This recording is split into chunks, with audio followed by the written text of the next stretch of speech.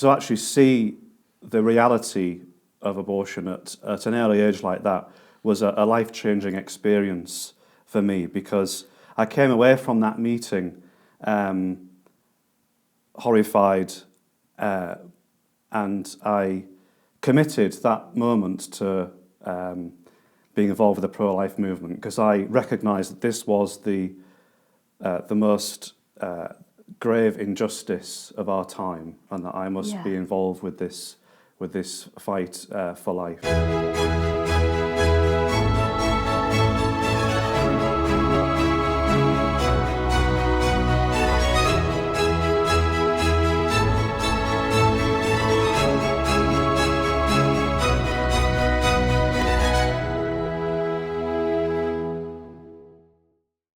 Hello, Father Richard. Thank you so much for joining us today. It's my pleasure. Very good to be with you, Isabel. Would you like just to maybe introduce yourself to start with, saying where you're from, and maybe just a little bit about growing up? Was pro-life an issue for you as a child, teenager?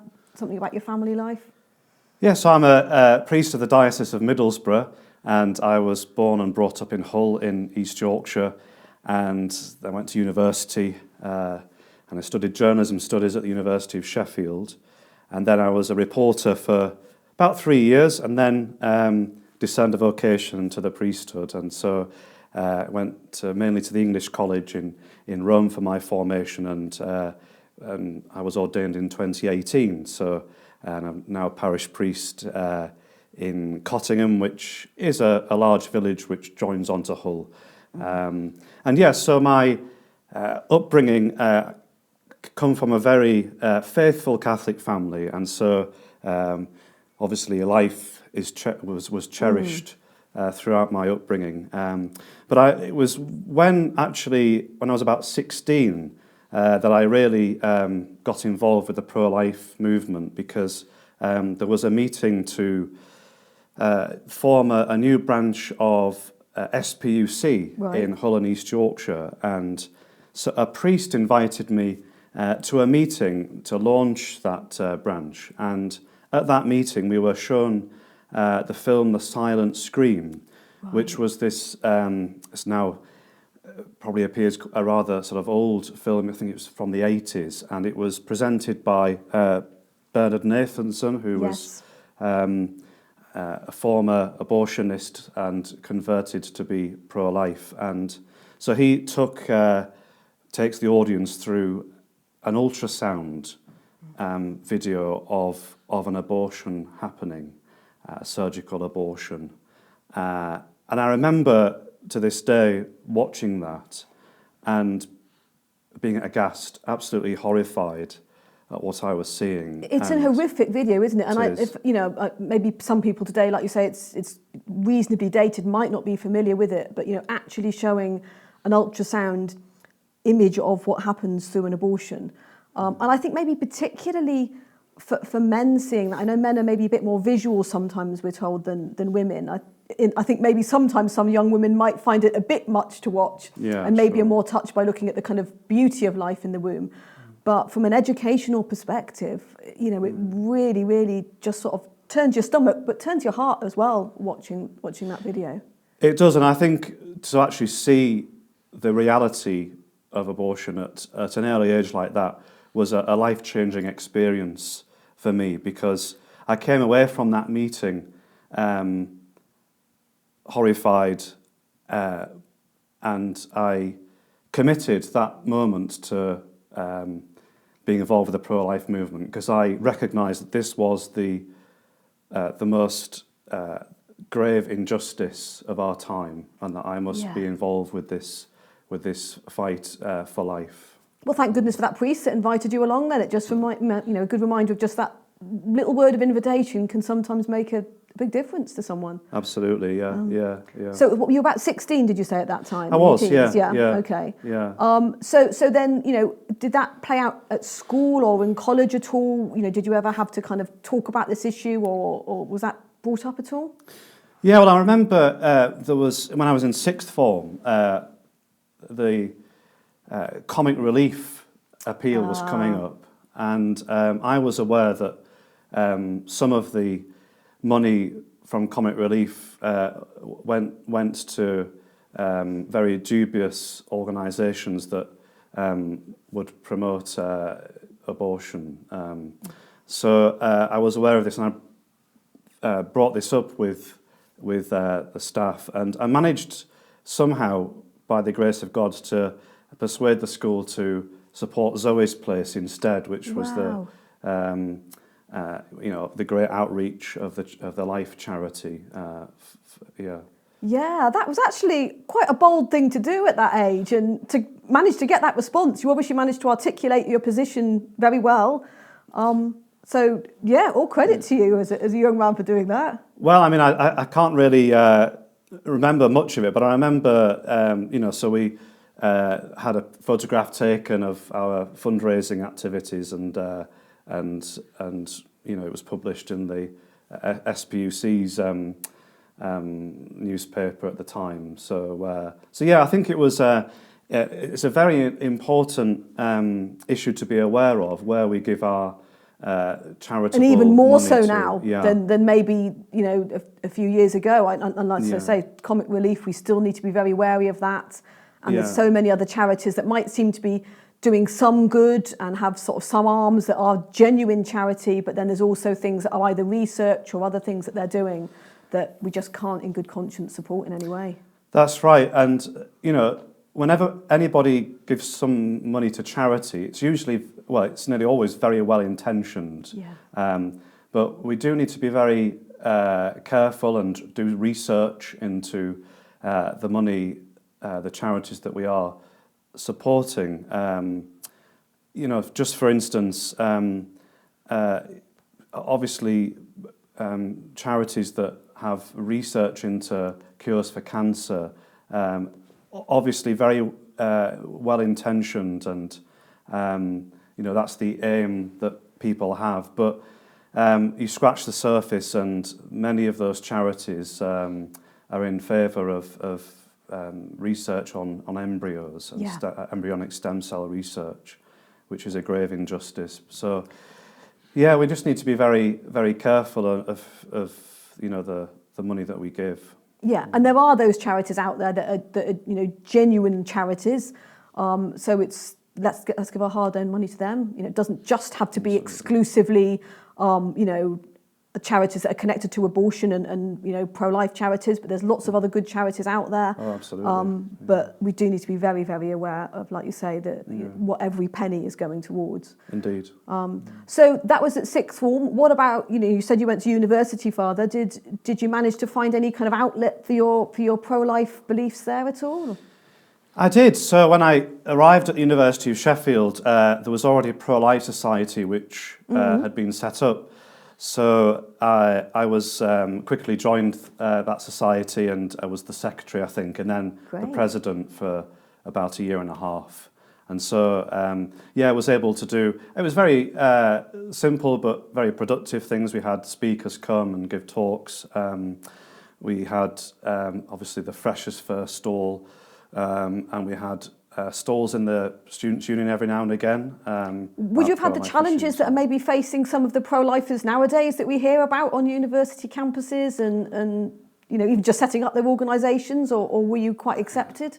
Not on the same scale with the challenges. We did have some challenges, but I'm really inspired by the young people who are involved with pro-life societies now, because obviously they have faced some quite horrific challenges and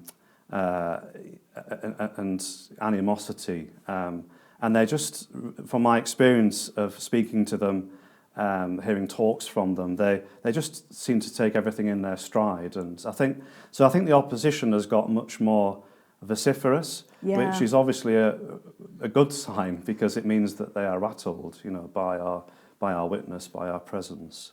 And you've kept up your connections with SPUC, haven't you? I know you've been involved, weren't you at the last SPUC Youth Conference, is that right? I was, yeah. So tracking back a little bit, I served on the board of directors of SPUC before I was a seminarian, before I went to be trained to be a priest. And so I've always had involvement with the society. And so I was invited by a friend I know who works for SPUC now to be one of the priests on the Youth and Student Conference this year, early this year. And it was a very inspiring experience to see committed young people, very outspoken and joyful in their support of the sanctity of life. It was a wonderful experience to be with them and to say a mass for them and to encourage them. And I know you've been to March for Life quite a few times as well, so you've had quite a lot of experience of seeing so many young people getting involved with the pro-life movement. That must be very encouraging to you. It is. It's one of the highlights of the year for me, the March for Life and events like the SPUC Youth Conference, because previously this year we heard about what was called a quiet revival of young people being interested in especially the Catholic faith, and so we're seeing this wonderful phenomena of young people wanting to commit to Christ and His Holy Church. And what I find with being involved with RCIA and journeying with young adults is that it's not a half-hearted faith that they're interested in. They're interested in the fullness of the Catholic faith, which obviously with this great fight that we have now, the pro-life cause is central. And so it's a beautiful thing to see. For instance, when I celebrated the Mass at Westminster Cathedral last month for the March for Life, and just to look out at that vast cathedral and see all those hundreds of people, many young faces, it's really encouraging as a priest there, and inspiring to see their commitment to the pro-life cause. Yeah, like you say, I think a big crossover. So those that are coming in finding their faith are also the ones that are going to be having the courage to speak up, and we're really seeing that so many more young people getting involved in pro-life events, whether that's the youth conference, whether that's the march, whether that's public witnesses, 40 Days for Life. So many of them are really well supported by young people nowadays, and so that's very, very encouraging and very hopeful for the pro-life movement. Absolutely, and there's a great depth there as well of when you speak to some of the young people involved that clearly have a deep prayer life, for instance, which is foundational to our life, and indeed very important for remaining courageous in the pro-life cause. Yeah, I know when I speak to people who join 40 Days for Life, and I'm maybe just getting to know them a little bit before they take part in the campaign, if it's people who maybe don't have a regular prayer life, you normally see one of two things. Either they fall away from the campaign and just don't really stick, or else they really develop a really good prayer life, and that campaign actually helps do that. I mean, I've heard of quite a few people who've said, maybe they didn't really pray regularly before, very spasmodic. I know quite a few people who've got their vocations to religious life through joining the 40 Days for Life campaign. A couple of men who became priests, a few young women that became nuns. I remember one young man saying that before 40 Days for Life, he'd maybe pray once a month or something for suddenly have a strong period of prayer and reading his Bible, and then not for weeks and weeks. But with 40 Days for Life, he came every day and prayed. Wow. And at the end of it, he just knew God was calling him to become a priest, and he now is a priest. So we can see how that kind of connection between our faith and that kind of outpouring of what we believe into pro-life work and pro-life ministry, just really, really beautiful.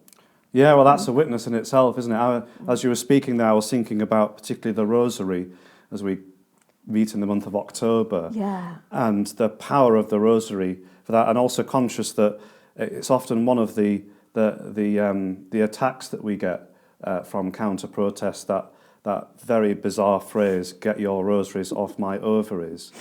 But again, that's a sign that they are rattled, that because the Rosary, as we know, is a weapon, is the powerful weapon of prayer, and especially when we contemplate the joyful mysteries of the Rosary, and those first three of our Lord in the womb of the Blessed Virgin Mary, and then being born for us, it's a really powerful meditation to strengthen our resolve in the pro-life mission. Yeah, I remember seeing someone with a poster at a March for Life once, and it just said, "Ovaries need rosaries." I thought, amen, they do. Yes. That's a great response, isn't it? Yeah. So you're a priest now, Father. Are you able to bring? You just talked about being a chaplain at the youth conference. Any other ways you're able to bring the pro-life movement into your maybe your everyday parish ministry? Do you manage to preach about this at all? Or Yes. Well, first of all, because of my involvement historically with the pro-life movement, I see my role now as encouraging the pro-life activists as a priest and really trying to assist them in whatever way I can. So one thing we've done in Hull recently, in the recent years, is to have an annual pro-life mass where we gather around the time of the passing of the Abortion Act at the end of April, and we have a special mass where we invite all the Catholic community and celebrate that mass for the unborn. That's a great idea. Something so simple. Absolutely. Something everyone can join in with. Yeah, and then it's followed by the annual witness, the pro-life chain, as we call it in SPUC. Where we stand at the roadside with some pro-life messages on placards and for about an hour. So it's a 1 hour of the year, but it's you don't know how many hearts you're touching in that hour. So there's that, and then just in general, yes, I have preached about pro-life issues. It's it is often a challenge because you have to really prepare well and discern what you're going to say carefully, because you are obviously aware that there might be some women and men who've had abortion experiences. So yes, it takes a great care and discernment. Yeah. How has it been received then when you've spoken about abortion, Father, or is that very mixed? Or? Yeah, I think that obviously there are people who are very wounded. Even in the pews. So have remembered a bit of feedback on that it has touched hearts again, and touched wounds. Yeah. But also, I think people are encouraged, when they hear something from the pulpit, because it reminds them about this most important of causes, and it also helps when sort of the March for Life is advertised, and when the various pro-life organisations have their appeals, because you can advertise them widely and say, look, we've been asked to write to our MP on a particular issue, the decriminalisation of abortion issue at the moment, and you can use that to then speak. An opportunity to bring it in. Yeah, absolutely. Yeah. And of course, also it's been wonderful because of the assisted suicide proposals and also the decriminalisation proposals, to have our bishops very much encouraging the faithful to write to their MPs to oppose these moves. And so, when our bishops encourage us to lobby, then that's a message that we can relay as priests and say, look, our bishops are asking us to be in contact with our elected representatives, on these issues. So all of those ways, really, to... Yeah. And like you're saying, sometimes it is quite a difficult thing to bring up. And I think maybe like all things, just, recognising it can be a bit of a learning curve. Sometimes we might not get everything spot on. Yeah. But isn't that the case with every, difficult subject? If someone loses a spouse, we might not say exactly the right thing. We might go away and think, maybe I could have phrased that better. If someone is, in grief or in despair, and we don't say exactly the right thing. But we don't think, well, I'm never going to talk about it again. We think, okay, how can I improve on that? What can I learn from it? Maybe I need to give an apology, but the answer isn't just to avoid the subject altogether, is it? And I think, maybe with preaching as well, sometimes we can reflect on with feedback, think what helped, what didn't. No, absolutely, yeah. And there's always, again, we're back to prayer, about praying for wisdom and how to word things for a priest in our pastoral ministry. And it's so important, again, to have that rooted prayer life in order to discern what to say next time, and I think the fact that you're bringing it up is also maybe a reminder to people this is something that they can talk to you about, maybe particularly in confession. I know a lot of people who've maybe come to Rachel's Vineyard because a priest has mentioned about that in confession when someone has brought up abortion. And the fact that you're able to talk about this topic is saying to other people, you can talk to me about this. I'm not afraid to talk about this issue, and I'm aware it exists, and I'm aware people are hurting. Yeah, absolutely.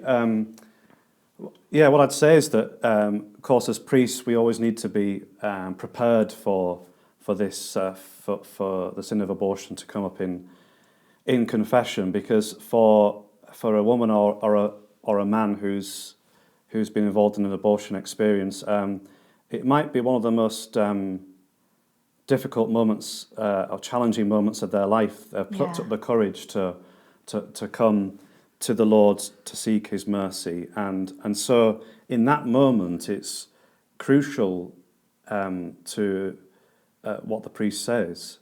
So I mean, if I was handing on some advice to seminarians, say, or whatever, the first thing would be to commend the person for coming and confessing, the sin of abortion, because it's that you're aware that it may have been a very difficult journey that they've come to, and they've been courageous in coming, and then to assure them of God's mercy and His love for them and His embrace of them, and then also to explain that although the sin might be forgiven,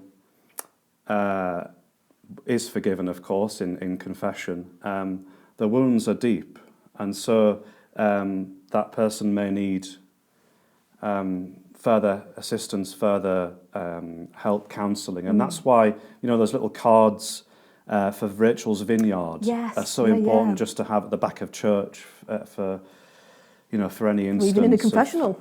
Well, yes. Easy to pick up, aren't they? And just discreetly pop into a pocket or a handbag or something. Absolutely, yeah. And so to have that support and to be able to signpost people to further healing that they need. Yeah, and I know one of the things that Rachel from Rachel's Vineyard has said to me before, that it's helpful when someone brings up to you that they've had an abortion, just to be able to say something like, and how many? Because she was saying how many people who've had multiple abortions might think, well, I could admit to having one, but to say more than that, that can be really hard, thinking that they're going to be sort of judged harshly for, doing this more than once.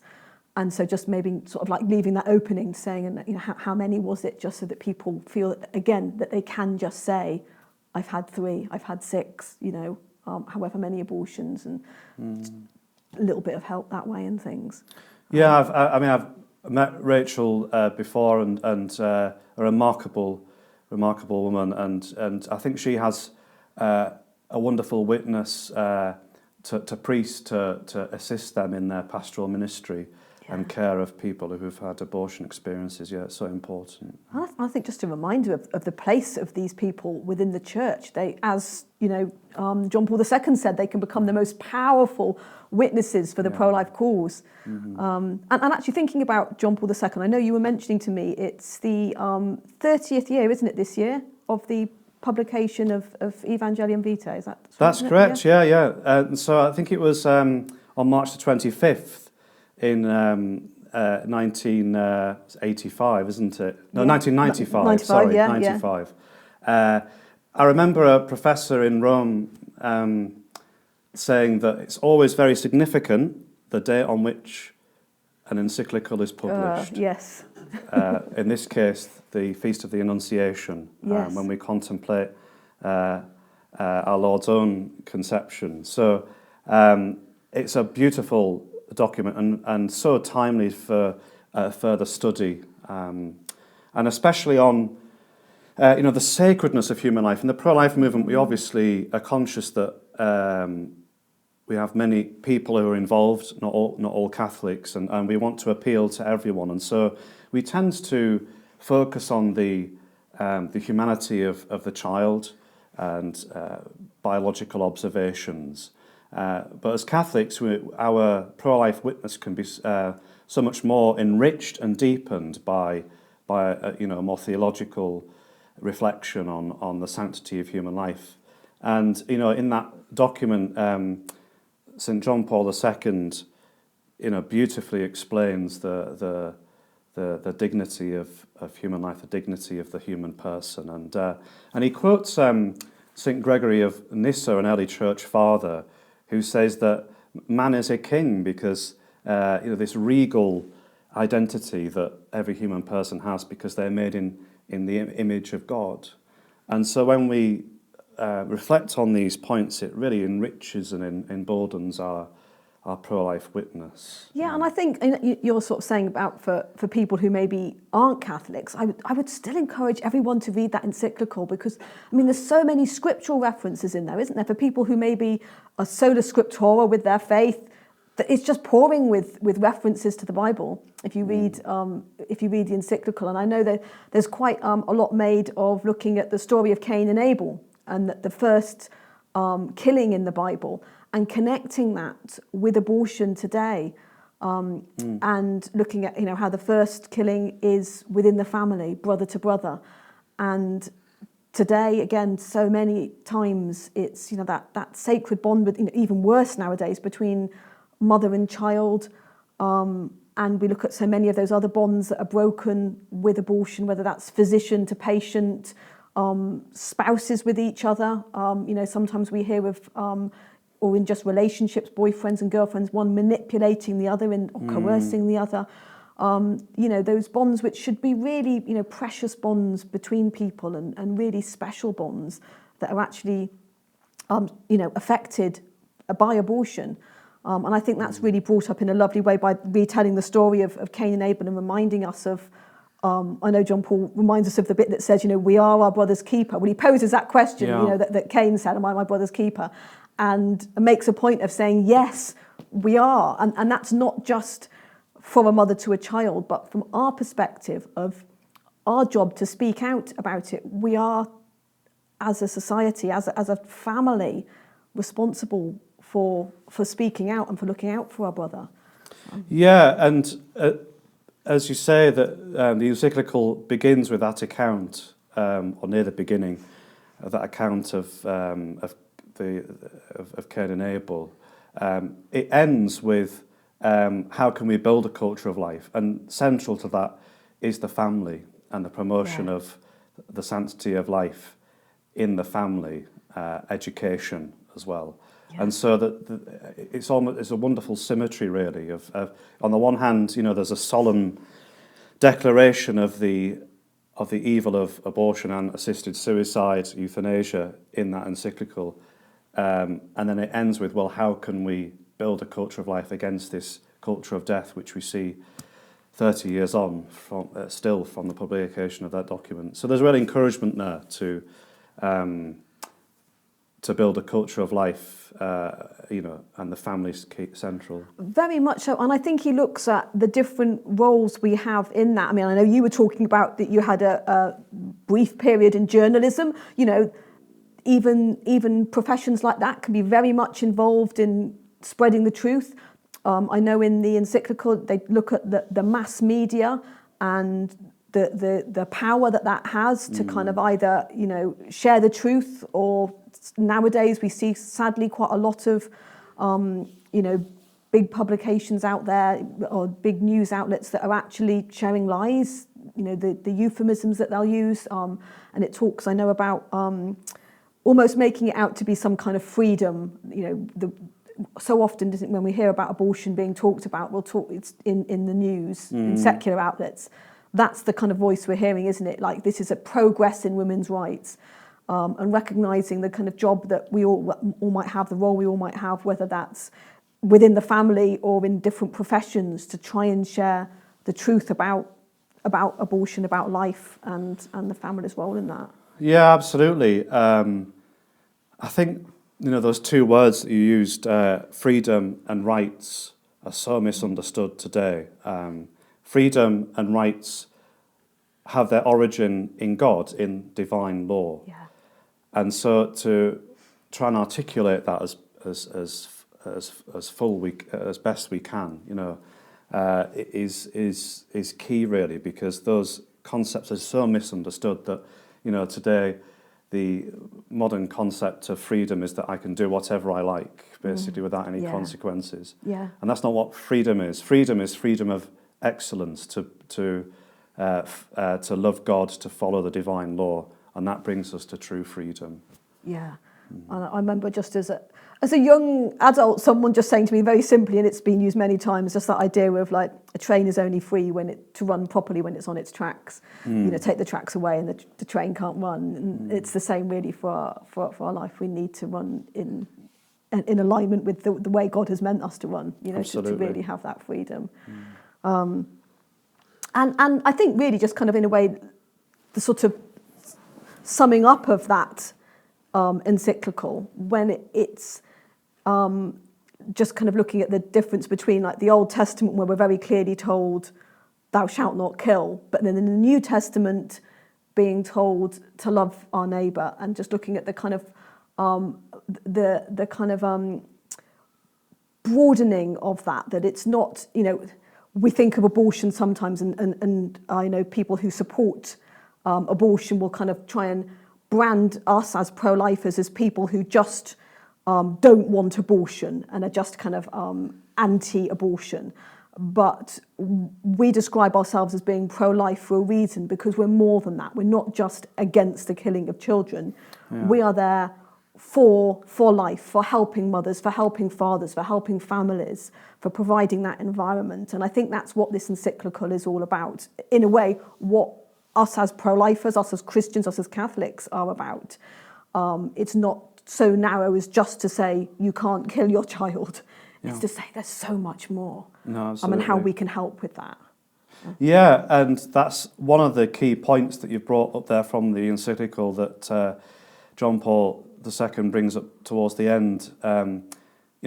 The commandment, thou shalt not kill, obviously means don't kill, but it also means, because we always have to live the commandments positively as well.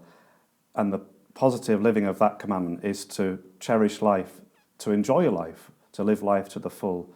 And he brings out that a wonderful line about the solidarity that we can have together when we come into communion with each other, and when we're inspired by the Holy Spirit to be in friendship, to be in love with each other, and how powerful a witness that is. And when I read those paragraphs, I just thought instantly of the March for Life, and how it brings people together, and to really formulate, to really express this culture of life and love.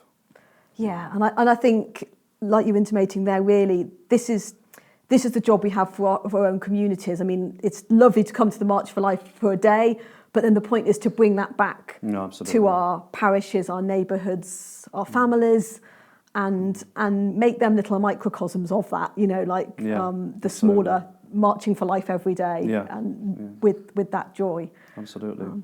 So thank you so much for the way you live out in so many ways this pro-life message in your ministry. That's just really inspiring, Father. Well, it's been wonderful to be with you, and thank you for all your work as well, Isabel. Well, thank you so much for what you do. God bless you, Father. God bless.